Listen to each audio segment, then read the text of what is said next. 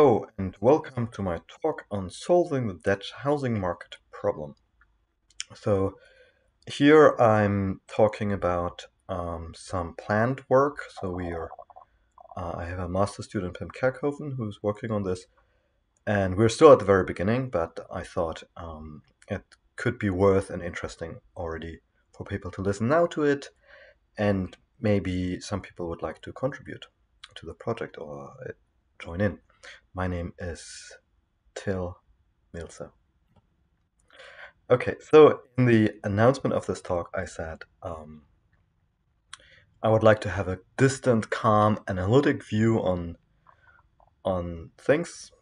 But in reality, of course, I'm an emotional child like everyone else, and I don't make any claims that I try not to, but well, yeah.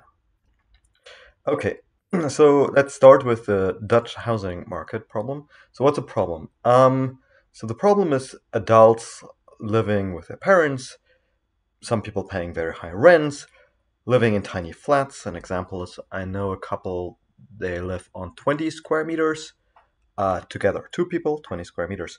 There's a lock-in effect. People would like to move out, but then they're faced with a situation that they would give up a flat, which would be where they have very good conditions, and they could only get to a flat which has much worse conditions. And then they stay living somewhere where they don't want to live. Okay. So, and one of the things that I see in this whole discussion is finger pointing. It's like it's a foreign investor's fault, it's a rich expert's fault, it's a house milkers, they're bad people. And if just we get rid of them, then we everything will be fine. And as I'm a rich expat, I'm like, guys, this is I find it kind of problematic.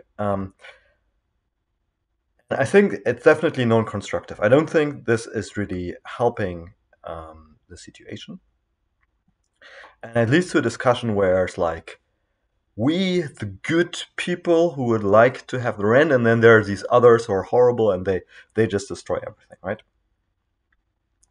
And I think this is not really good. So, because what I think what happened there is that we're all emotional childs, and we try to find a reason or someone whose fault it is, and then we're like, oh, it's this person's fault, and it doesn't really bring us forward. Instead, I think we should try to the best of our abilities, as much as we can, to try to see, okay, so there is an interplay between maybe banks, investors, the government regulation, people, houses, um, and we want to try to figure out how they work in a kind of distant way.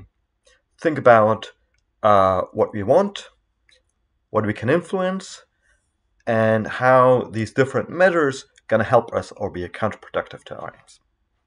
I mean, it sounds straightforward and silly like this, but I think we often this finger pointing gets in our way, and we may have preconceptions that that are not really helpful to us. Okay, so what would be constructive? I think we should ask ourselves a few questions, and I want to address them in this talk. And the first question is, how is the situation actually? I want about this. I will talk most in this talk. Then, what are options? I won't really talk about that. But what I want to talk is about what will be the effects, right? So, and that's the interesting part. And I want to talk a little bit about what is an approach to figure that out. And then I want to also briefly talk about what could be our wishes. But mainly I will talk about the situation as it is, and then maybe how we can measure the effects of it, of different options. Okay, so how's the situation? So let me start with the bad. So tenants in the Netherlands on average pay 40% of their income in rent. So that's very high, and I think it's probably the highest in Europe. There's a large fraction of social housing in the Netherlands, and the waiting times that I googled were Amsterdam 15 years, Utrecht 10 years, The Hague 3.5 years. So it's really it's really bad, right? So if you want to live in Amsterdam, better apply with social housing when you're 3, then you get something when you're 18. I think you're not allowed to apply before you're 18. So age 33, you find your home. It's a plan. You can do it. And 40% of the income and living in small flats for people on the rental market. But let's look at some other statistics. So, for instance, what about people living with their parents? Right. So there are some EU statistics, and actually, between the age of 25 and 34, there are only 10% of Dutch people in that age range who still live with their parents. There are Sweden, Finland, and Denmark who's doing better. But in every other European country, they're doing much worse. So Croatia, 60% of that age group still live with their parents, which is, it's very tough there, right? In the Netherlands, so it's actually not that bad from that statistics. So what about a different measure, number of square meters per person? So this is in Germany, 45. So usually I ask this to people in the Netherlands, and they're usually surprised when I tell them it's actually much higher than 65 square meters per person. And then they say, oh, but it's all on the countryside, right? It's all, in Groningen and some villages where no one wants to live in, which is strange because Netherlands is one of the most densely populated places on the earth. And then you look to Amsterdam, and it's 49. It's better than Germany, and Germany's statistics includes countryside Germany and city Germany, all of Germany, 49. So it's not really that bad. Comparison to London, people live there on average on 25 square meters per person. Okay, so let's look from a different perspective. So something that people say is, oh, but how many rooms do you live in? Well, Netherlands, Dutch people live on 2.0 rooms per person. Again, doing better than European average, and there's very few countries that do better. I guess this is Luxembourg, and I don't know, Belgium is doing a little bit better. Okay.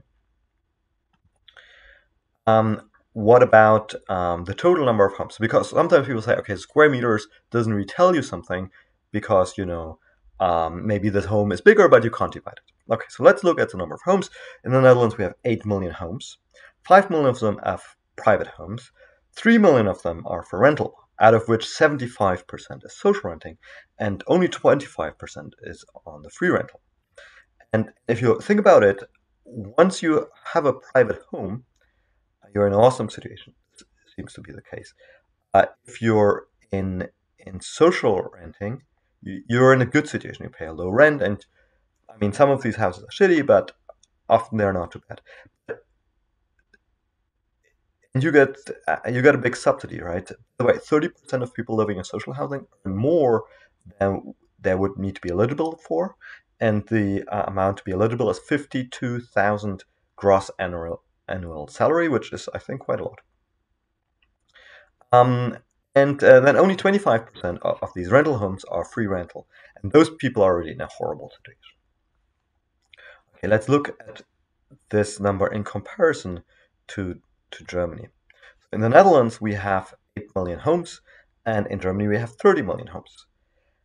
In Ireland, we have roughly 17 million people. In Germany, roughly 80 million people. So then you can see that in the Netherlands, per home, you have 2.1 people, whereas in Germany, you have 2.6 people. So in an average home in Germany, they're going to be living 2.6 people, and in the Netherlands, around 2. So this leads me to 3 conclusions. First of all, there are plenty of homes in the Netherlands. I mean, some people are going to come up with something that they say about blah, blah, blah, blah. No, the total number of homes, by whatever measure you take, square meters, number of homes, where they're distributed, there are all plenty of them. But on the other hand, it's really, really unfair distribution. Because some people live in really tiny homes on the free market, on the free rental market, I should say, but everyone else seems to well off, or more or less good. The good news for this, it's solvable. So it's not a question of we need to build more houses, or Netherlands is too poor to build houses or doesn't have space to build houses. It's just a question of distribution. I know a lot of people will disagree with this, but looking at this data, I cannot come to a different conclusion. Okay, so now what can we do? I think everyone is aware of lots of things we can measures we can take. We can increase property tax, we can have a maximum rent, we can have a tax benefit for homeowners, which currently exist. There's low interest rate for homeowners. There we can forbid foreign investment, we can forbid shared homes, or we could start investing more in social housing. So these are all things we can do. But what we should think about is what do we want? And I think here most people agree, and I think on all of these matters. So we want to have security, means we don't want to be kicked out of our home. We want to have the flexibility to live where we want, in the situation that we want, and in the size that we want. We want this to have affordable. We want not to pay a huge amount to live in that situation that fits our current life situation. Whether we are a kid, we want to study, we are maybe a starter, we are maybe wanting to found a family. And I think for most Dutch people, and this is really where I tell my foreign friends, they're always like, oh, the Dutch people are all about, they're all capitalists. No, almost every Dutch person that I meet cares about social inclusion. And it's an important aim we should keep in mind. Okay, so what will be the effect? So we saw what our aims. I just mentioned a few possible policies as a government or society that we can take, and then here in this project, I want to study what will be the effects of different things. And what we do here is we do some simulation, and it's very preliminary at the moment, but there already exists this webpage. You can go to this webpage if you want to. And then here you can put in some data. You can say, okay, what's my population size? How many houses do we have? How do I think is it population, like income distribution? What's the quality of the houses? What's the utility function of the people having houses? And then you let this play out. You have some allocation thing, and then you can see, okay, so if population declines, then suddenly housing prices go down as well. If the population goes up, housing price goes up again. And then you can measure how happy people are with the houses they are in. But this is really in a very incomplete state, so I don't really expect much here. But what is our methodology? So what do we want to do? So we want to do a so-called agent-based model. So we have different agents. So people who want to live somewhere are agents, and they have certain attributes, right? They may be a single, or they be a family, or they're a student. They have some income, they have some age, they have some utility functions. Some people, they really love big spaces. Other people care more about living close to the city center. We have houses. So houses have different sizes. They have different quality, different maintenance. They may have they may be in the city center or on the countryside further away. And then we need to have some allocation. How do we get people into the houses? So I think in the Netherlands there exist 3 types of schemes, which is privately owned homes, the rental market, and social housing.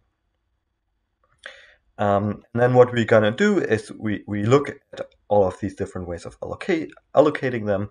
We can track happiness, utility distribution, prices. We can see how does it affect social inclusion, track this over time in our simulation, and then we can see where our goals reached or where they're not reached. Okay, and that's what we want to do, and we already started to develop some theoretical model, and some of them were already implemented, and you can check on the webpage. But is not really explaining much, this webpage, so wait for an update. Okay, so here I want to point out some fundamental complication, which is you can have a very simple model, and we have to work somehow with simple models because reality is just too complicated. Or we could work with a very complicated model. But here I want to point out, if we work with a simple model, we're not capable of seeing complex phenomena like the lock-in effect. So somehow to get the lock-in effect, this comes from really like certain things that interplay. And but if we have a too complicated model, it may be incomprehensible. People may not really understand all the factors that play into it, and it may also bias in because you can't like simulate everything, and then you may have an overemphasis on some aspects, which then lead to a certain result. But it's just that you kind of neglected some other aspect that you didn't model that realistically. So we try to navigate a space in between, something that's understandable, non-biased, so like without our assumption what we already think gonna happen, and is people would think as okay, that makes sense, but still capable of simulating the and having these emerging complex phenomena. Um, yeah, so maybe one thing I want to mention is, so Pim read one of the papers which did agent-based modeling, and they had as in their model that if something goes on Airbnb, that afterwards the it will be rented out for a higher price. And then they figured out if we have more Airbnbs, then rents will increase. And there they put in the assumption of what they wanted to show. So we really need to be careful that this doesn't happen to us. So the expertise that Pim has to achieve during his master thesis project is threefold. He has to learn about economics. He has to be able to explain and visualize his results. So this is maybe in the realm of visualization, explanation, maybe serious games. And he also has to study complex systems. How do I model all this? So I think it's a quite challenging master thesis, and I wish him good luck with it. And so far we have some preliminary results that I can present, which is in case that you have fewer houses, the price go through the roof. In case that you have lots of houses, prices go down and stay stable. Surprise, surprise. Okay, that was it for today. Thanks for your attention.